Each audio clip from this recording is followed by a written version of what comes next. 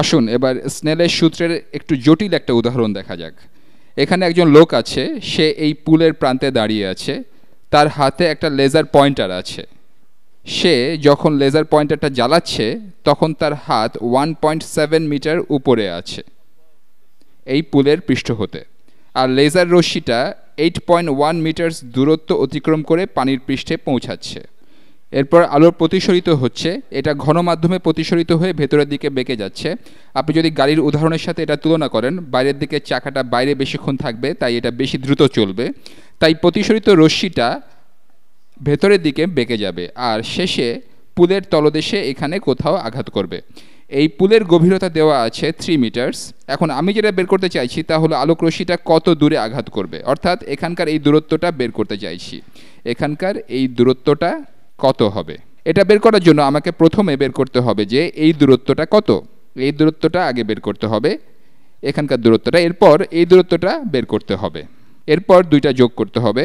তাহলে আমি এই অংশের দূরত্বটা প্রথমে বের করব, আমি অন্য রং দিয়ে দেখাচ্ছি। পানি পৃষ্ঠে আলো পৌঁছার আগের দূরত্বটা বের করতে পারবো, এরপর এখানকার এই দূরত্বটা বের করব। আশা করি কিছু ত্রিকোণমিতি আর স্নেলের সূত্র ব্যবহার করে আমরা এটা বের করতে পারবো। তাহলে সহজ জিনিসটা দিয়ে শুরু করা যাক। আসুন এই দূরত্বটা বের করি, এবং মনে হচ্ছে এটা পরে আমাদের কাজে লাগবে। আপাতত এখানকার এই দূরত্বটা বের করে ফেলি। এটা আসলে পানির পৃষ্ঠ বরাবর সেই দূরত্ব যেখানে লেজার রশ্মিটা পানিকে প্রথমে স্পর্শ করছে। এটা শুধুমাত্র পিথাগোরাসের সূত্রের একটা প্রবলেম। এটা হলো সমকোণ, এটা হাইপোটেনিউস বা অতিভুজ। এখানকার এই দূরত্বকে আমরা বলছি এক্স। তাহলে এক্স স্কোয়ার্ড যোগ 1.7 মিটার স্কোয়ার্ড সমান হবে 8.1 স্কোয়ার্ড। সোজাসুজি পিথাগোরাসের সূত্র, এক্স স্কোয়ার্ড যোগ 1.7 স্কোয়ার্ড সমান হবে 8.1 স্কোয়ার্ড। আমরা উভয় পক্ষ হতে 1.7 স্কোয়ার্ড বিয়োগ করতে পারি, তাহলে পাবো এক্স স্কোয়ার সমান 8.1 স্কোয়ার্ড বিয়োগ 1.7 স্কোয়ার্ড।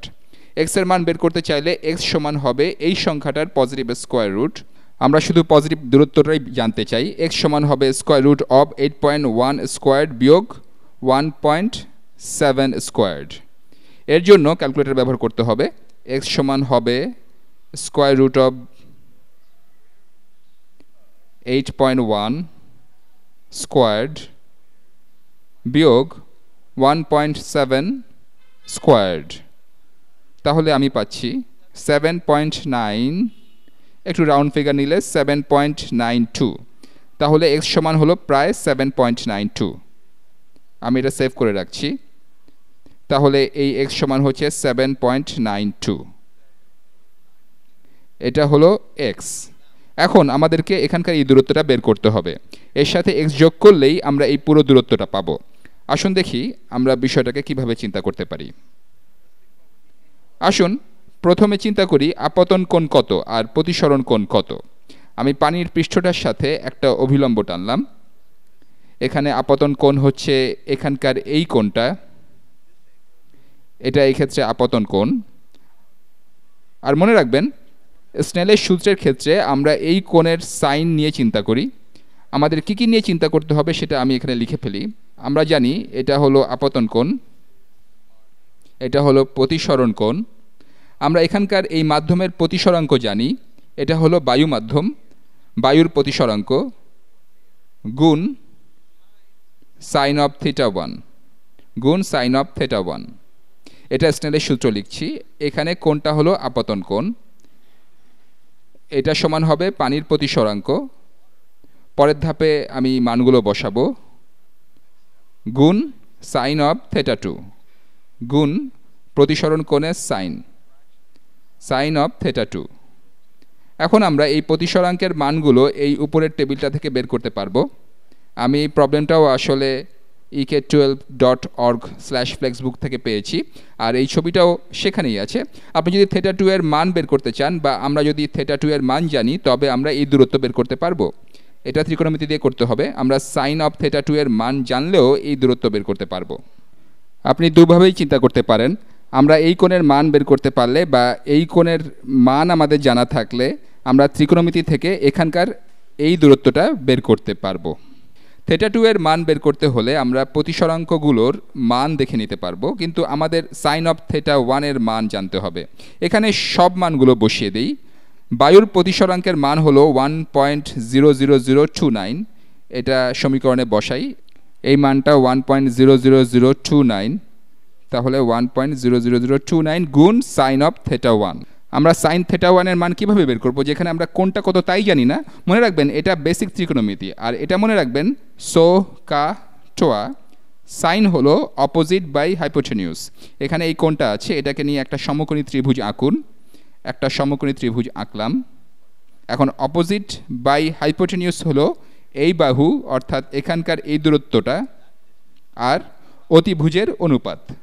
এই দূরত্বটা সমান হবে নিচের এই দূরত্বটা, যেটা আমরা এইমাত্র বের করেছি। এটা হলো এক্স, বাহুর দৈর্ঘ্য হলো 7.92 মিটার্স। তাহলে সাইন অফ θ1 সমান হবে এই কোণের বিপরীত বাহু, অর্থাৎ অপোজিট বাই হাইপোটেনিউস। এটা সাইনের সংজ্ঞা থেকে এসেছে, তাহলে প্রতিসরাঙ্কের সাথে গুণ হবে এখানকার এই সাইন অফ θ1।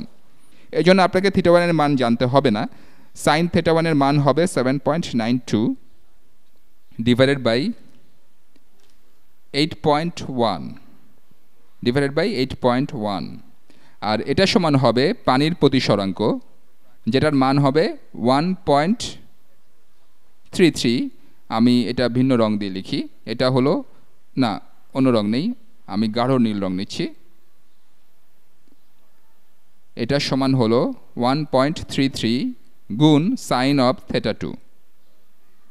এখন সাইন অফ θ2 এর মান বের করতে চাইলে এই সমীকরণের উভয় পক্ষকে 1.33 দিয়ে ভাগ করতে হবে। এটা করা যাক, আমি এটা এখানে করছি। উভয় পক্ষকে 1.33 দিয়ে ভাগ করলে আমরা পাবো 1.00029 গুণ 7.92 বাই 8.1। আমরা 1.33 দিয়েও ভাগ করব, তাহলে এটাকে 1.33 দিয়েও ভাগ করে দিলাম। এটা সমান হবে এই সাইন অফ θ2। এটা সমান হলো সাইন অফ θ2। এবার এই মান বের করা যাক। এর জন্য ক্যালকুলেটর বের করে নিই। ক্যালকুলেটর নিলাম। এখানে 1.00029 গুণ 7.92। আমি বরং সেকেন্ড আর আনসার বাটন চাপি, তাহলে গতবারের বের করা পুরো মানটা আসবে। সেকেন্ড আনসার, এটা হলো আগের মানটা। এটাকে ভাগ করব 1.33 দিয়ে। এটা গেল এই অংশ। এবার এটাকে 8.1 দিয়ে ভাগ করব, ভাগ 8.1। তাহলে আমরা এটা পাচ্ছি। এটা সমান হলো সাইন অফ θ2। এটা সমান হবে সাইন অফ θ2। আমি এটা লিখছি এখানে 0.735 সমান হলো সাইন অফ θ2।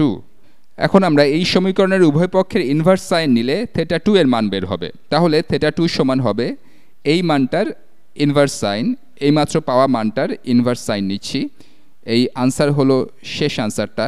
তাহলে আমরা θ2 এর মান পাচ্ছি 47.3। ধরে নিচ্ছি যে 47.34 ডিগ্রিজ। তাহলে এটা সমান হলো 47.34 ডিগ্রিজ। আমরা তাহলে θ2 এর মান বের করতে পারলাম। এটা হলো 47.34 ডিগ্রিজ। এখন আমাদেরকে ত্রিকোণমিতি ব্যবহার করে বের করতে হবে এখানকার এই দূরত্বটা কত।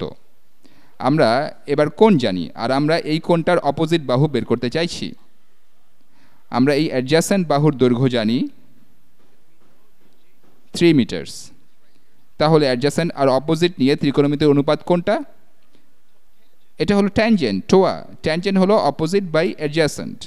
তাহলে এইমাত্র বের করা কোনটার ট্যানজেন্ট, অর্থাৎ tan of 47.34 ডিগ্রিজ সমান হবে এখানকার এই অপোজিট বাহু, আমি এটাকে y বলছি। তাহলে এটা সমান y ডিভাইডেড বাই অ্যাডজাসেন্ট বাহু, যেটা হলো 3 মিটার্স। আমরা এই সমীকরণের উভয় পক্ষকে 3 দিয়ে গুণ করলে y এর মান পাবো। আমরা পাবো 3 tan of 47.34 ডিগ্রিজ সমান হলো y। ক্যালকুলেটর বের করে নেই। 3 গুণ ট্যানজেন্ট অফ 47.34 ডিগ্রিজ, আমি এক্সাক্ট আনসারটা ব্যবহার করি। 3 গুণ এটা ট্যানজেন্ট হলো 3.255। তাহলে এখানকার এই দূরত্ব y সমান হলো 3.255 মিটার্স। এখন প্রশ্নটা ছিল মোট দূরত্ব কত। এটা সমান হবে এখানকার দূরত্ব x যোগ y যোগ 3.255। x হলো 7.92, আমি এখানে রাউন্ড ফিগারটাই নিচ্ছি। এই দূরত্ব সমান হবে 7.92 যোগ এইমাত্র আমাদের বের করা আনসারটা। তাহলে আমরা পাচ্ছি 11.18। এটাকে আমরা একটু রাউন্ড করে 11.2 মিটার্স লিখতে পারি, তবে যেহেতু দশমিকের পর 2 ঘর নিচ্ছি আমি লিখছি 11.18 মিটার।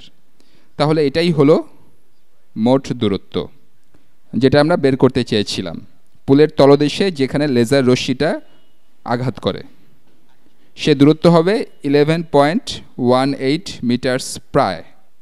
সেটা হবে 11.18 মিটার্স প্রায়।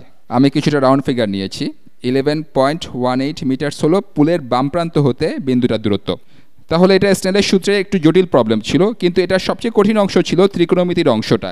এটা বোঝাটাই কঠিন ছিল যে আপনাকে এই কোণের মান জানতে হবে না, কারণ এই কোণের সাইন থেকে আমরা প্রয়োজনীয় সব কিছু জানতে পারছি। এখন অবশ্য আপনি সেটার মান বের করতে পারবেন। আপনি এখন এই কোণের সাইন কত তা জানেন, আপনি ইনভার্স সাইন থেকে কোণ বের করতে পারবেন, কিন্তু এটার আর দরকার নেই। আমরা বেসিক ত্রিকোণমিতি থেকে এই কোণের সাইন কত তা জানি। আমরা এটা আর স্নেলের সূত্র ব্যবহার করে এই প্রতিসরণ কোণ বের করতে পারবো। এই কোণটা জানার পর আরেকটু ত্রিকোণমিতি প্রয়োগ করলে আমরা এই দূরত্বও পেয়ে যাব।